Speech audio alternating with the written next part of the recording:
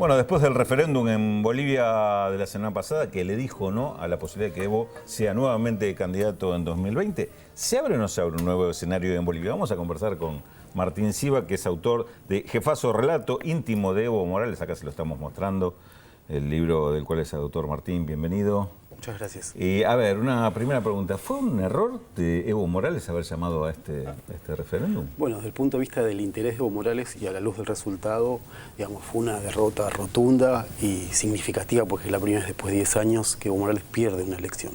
No se entiende el momento, es decir, a poco de asumir. Lo que sí creo que ilustra un problema mayor de toda la presidencia de Morales, que es la personalización del proceso en él, que era un tema central al comienzo, pero después no se produjo, creo que la necesaria despersonalización. Y la carencia de líderes alternativos provoca esta idea de que el único candidato puede ser él. A partir de ahora eso va a cambiar. Vamos, Pedro, Martín, los invito a que compartamos la palabra de Evo Morales. ¿Cómo explicaba este resultado de Evo Morales? ¿Cómo tomaba el resultado del referéndum? Lo escuchamos. Y ahora el pueblo les ha dicho no a sus afanes prorroguistas. Señor presidente, el pueblo ha decidido, reconozca el resultado y dedíquese a trabajar los próximos 4 años. Ya no haga más campañas electorales, resuelva los problemas económicos, los problemas de la justicia, los problemas de la salud y la seguridad que tienen los bolivianos y bolivianas. Terminó el referéndum, terminó los resultados del referéndum. Quiero decirles, como dijimos, respetamos los resultados, es parte de la democracia, pero también quiero decirles, si el sí remontaba, con subir a la derecha hubiera estado con fraude. Así como los corruptos, la derecha se escapa, para ellos son perseguidos políticos. Excepto este referéndum, todos les hemos derrotado, todas las batallas. Ahora será que hemos perdido una batalla, pero no la guerra. Pero además de eso, con semejante apoyo de un 50%, que es el voto duro de este proceso, el voto duro de la Revolución Democrática Cultural. Veíamos ahí a Samuel Doria Medina, uno de los principales referentes de la oposición, que además fue jefe como dueño de un diario. Puede ir a un diario. Aún me debe algunas colaboraciones. Le debe unas colaboraciones. Lo escuchábamos al presidente Evo Morales con esta frase fuerte: no perdimos una batalla, no una guerra. Sí. Evo Morales ha perdido varias batallas en su vida política. Fue echado del Congreso cuando era diputado en el 2002 y poco tiempo después volvió como presidente. ¿Es la batalla más dura? Sin duda, pero me parece que tanto Doria Medina como muchos representantes de la oposición están leyendo como el fin de este proceso político y no hay ninguna condición para pensar que esto ha terminado. Es decir, el país, digamos, está en el mejor momento de la historia a nivel económico. Hay estabilidad política y eso es muy importante, sobre todo si uno compara, por ejemplo, el caso de Venezuela. Entonces me parece que es una diferencia central. Los niveles de apoyo son muy importantes y enfrente hay una oposición fragmentada que no tiene una agenda post-Evo Morales. Entonces me parece que todavía el MAS tiene espacio y margen para convertirse en un partido, no solamente un partido de Estado, sino una organización política y generar un candidato presidencial. O sea, hay 4 años. Samuel Doria Medina, que es un empresario cementero sin gran cintura política, digamos, y es la versión de Bolivia atendida por sus propios dueños, ha demostrado en los últimos 10 años una enorme incapacidad para tener una agenda post-Evo Morales. Y lo mismo sucede con la oposición. Para mí está muy abierto la transición. Y, insisto, hay varios candidatos que pueden ser competitivos. Seguramente no tendremos estas elecciones donde el candidato del gobierno gana por 30 o 35 puntos. O con 60 y pico de puntos. Claro, 65 a favor contra 25. Ahora, y ese proceso para el MAS de Bolivia de encontrar el otro candidato, ¿significa también un cambio en la actitud de gobierno de Evo Morales, imaginas? Sí, sin duda, y tiene que él encontrar un lugar. Él muchas veces ha dicho que va a retirarse al Chapare, a cultivar su chaco, eso nunca va a suceder, ¿no? Es imposible pensar en Evo Morales como retirado de la política, pero sí me parece que si él se convierte en el jefe del partido, porque el partido no funciona, pensemos que el MAS, a diferencia de otras experiencias de izquierda en América Latina, no tuvo experiencia de gestión hasta llegar a la presidencia, entonces era una confederación de sindicatos campesinos que de repente empieza a gestionar el Estado, pero nunca se convierte en partido. Por eso tantas decisiones se toman en el Palacio Quemado y por eso también los entornos empiezan a pesar negativamente. Creo que un sector del gobierno lo convenció al presidente de unificar el bicentenario de Bolivia, que va a ser en 1925, con terminar su gestión de gobierno. Y los tiempos de las celebraciones históricas y las presidencias son distintas. Entonces también hubo en el propio entorno de Evo Morales esta presión, porque toma decisiones Evo Morales, pero en instarlo a continuar con esto. Y ahora también hay conflictos internos en el gobierno. Creo que de entrada hubo dos grupos, uno un sector indígena representado por el canciller David Choquehuanca y uno por el vicepresidente García Linera. En los momentos de supremacía política, obviamente que esos conflictos internos aparecen más diluidos. Ahora van a aparecer, y van a aparecer en la elección del sucesor. Hoy por hoy yo creo que el canciller David Choquehuanca reúne todas las condiciones para ser el sucesor.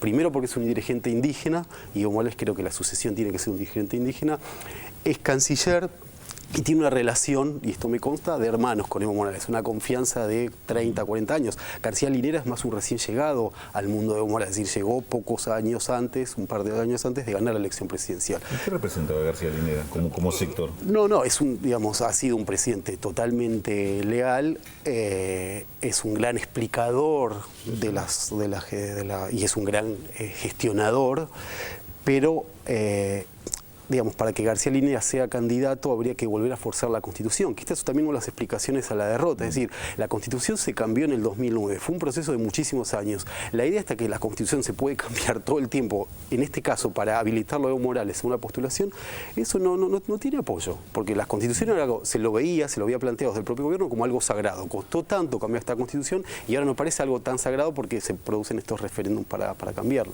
Vos planteaste esta disyuntiva que muchos en Bolivia plantean de un sucesor o continuador indígena, Choquehuanca en este caso, para citarlo, y porque vos lo citaste, y Álvaro García Linera.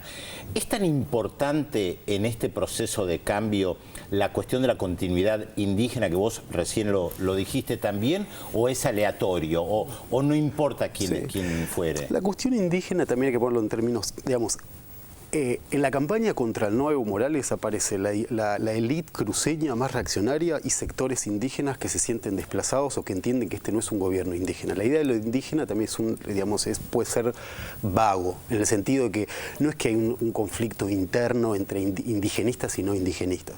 Pero me parece, y esto hay que ver todas las discusiones de la oposición en la campaña anterior, que era para ganarle a Evo Morales necesitamos un candidato indígena, ¿sí? Al interior del gobierno, y creo que en cómo mira Evo Morales la política, es fundamental que haya una continuidad indígena. Hay otros candidatos, la presidenta del Senado, también más allá de los nombres, sí, pero discúlpame que te interrumpa, porque yo recuerdo que Pablo Stefanoni, un colega que hemos invitado muchas veces, ha planteado el tema del mito del indigenismo en el caso de Bolivia. ¿Es un mito? ¿Es una realidad? La cuestión simbólica me parece que es muy importante. La condición de primer presidente indígena tiene peso. Ahora, eso no es lo que sostuvo a Evo Morales en la presidencia. Lo que sostuvo a Evo Morales en la presidencia fue que al país le fue muy bien en términos económicos, que hubo estabilidad política y que hubo todas las variables, pobreza, desigualdad, todas mejoraron. Eso es lo que para mí explica más. Me parece que funciona como mito por pensar que Evo Morales sigue en la presidencia porque es indígena. La condición de indígena no es la que le dio este apoyo tan rotundo durante tantos años. Martín, ¿cómo pesó el tema de la corrupción en este resultado? Vos comparabas y hacías bien la diferenciación del caso Venezuela. Venezuela es un gobierno que está también debilitado por el tema de las sospechas de corrupción. ¿Qué pasa en Venezuela? Sí, esto me parece que es un tema central porque es una de las novedades de esta campaña electoral. En 10 años, nunca ha habido un caso de corrupción que en algún sentido afectara al Palacio Quemado, ¿no? A pesar que los hubo. A pesar que los hubo. Y hubo, así, hubo varias campañas también de intentos de... Por ejemplo, al mismo tiempo, una de las personas más próximas a Evo Morales, el presidente de la petrolera estatal, lo descubrieron cobrando una coima y ya lleva 8 años en una cárcel común. Es decir, hubo situaciones donde en ningún momento apareció el presidente mencionado. La diferencia es este caso de un tráfico de influencias que es, digamos, también, ayer fue detenida Gabriela Zapata, que yo veo mucho en la prensa que dicen la amante de Evo Morales. Tuvo una relación amorosa con Evo Morales hace 10 años y después administró una empresa china. O sea, no está acreditado que Evo Morales la favoreció, que eso no. Pero fue una novedad en la campaña. Hasta el momento me parece que la primera respuesta del gobierno a este caso fue la detención de Gabriela Zapata que ocurrió ayer. Realmente lo que ha primado en estos casos es ser ejemplar en términos de corregir, digamos, el hecho. ¿No? Exactamente, ante la duda los funcionarios son desplazados. Y a esto me pasó de ver un ministro que rindió mal un viático de un viaje, pero estamos hablando de una diferencia de $400, perdió el cargo al comienzo de la gestión. Siempre hubo esos niveles de intransigencia ante los casos, pero en la opinión pública tuvo cierto impacto. Y también lo que creo que no ayudó para nada, la campaña del MAS fue la peor campaña en términos en todo sentido, y ahora esta nueva pelea con las redes sociales me parece que habla un poco de un momento de mucha de mucha incertidumbre, porque digamos, parte del discurso es, pensemos en los enemigos que tuvo Evo Morales, los Estados Unidos, la Iglesia Católica, la élite cruceña, es decir, digamos, esos son adversarios claros y contundentes. Ahora, si el gobierno empieza a pensar que esto fue un problema de redes sociales, evidentemente los problemas van a seguir. Lo vamos a seguir conversando contigo. El otro gran adversario, y yo diría de casi todos los gobiernos progresistas en la región, es el tema de la corrupción que mencionabas antes, que no parece estar resuelto. Por lo menos desde el discurso se dice, vamos a hacer un gobierno en contra de la corrupción. El PT lo prometía en su momento, cuando eran sus primeras campañas electorales, somos la honestidad, con nosotros no va a haber corrupción, y bueno, ya sabemos los problemas que está teniendo. Sí. Pero en este caso creo que es claro que, digamos, hay corrupción en los sectores intermedios del gobierno, pero hasta el momento no hubo ningún caso que afecte directamente al presidente de la República, y eso también es una diferencia. Es verdad. Gracias, Martín. Lo vamos a seguir conversando. No dejen de leer el libro Jefazo de Martín Sivak.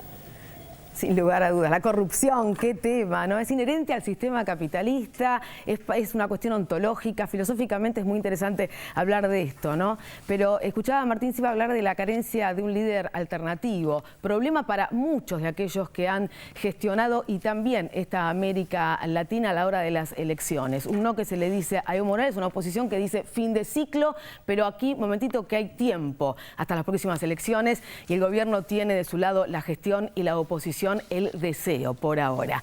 Nosotros hacemos una nueva pausa. Visión 7 Internacional. Félix, muchos mensajes. Exactamente, Rosario. Pedro de Balcarce dice, el denominador de los informes es el fantasma de Estados Unidos. Valeria de Tierra del Fuego, siempre es un placer verlos. Manu de Mendoza, siempre se aprende a esta hora. Fernando de San Isidro, 1 hora por semana es muy poco. Alberto de Villabosch, si el problema es la inflación, Evo Morales la resolvió. Y Laura de Mendoza, Marito de Avellaneda, Andrea de Villa Urquiza y Silvia de Mar del Plata no acertaron la incógnita, así que, o por lo menos no supieron, no digo acertaron porque me retan los televidentes. No se acierta, se sabe. Exactamente. 0800 444 1777 y 4535 0709 los teléfonos para comunicarse. Nuevo dato de la incógnita de nuestro personaje, cuya fotografía están viendo. Desde muy joven se mostró inclinada hacia la actividad artística e incluso llegó a publicar un volumen de cuentos cuando aún no tenía 20 años. ¿Quién es nuestro personaje de hoy? 0800 444 1777 y 4535 0709. Rapidito nos vamos a la pausa, pero le adelantamos el tema que vamos a desarrollar en el próximo bloque. Uganda en su laberinto.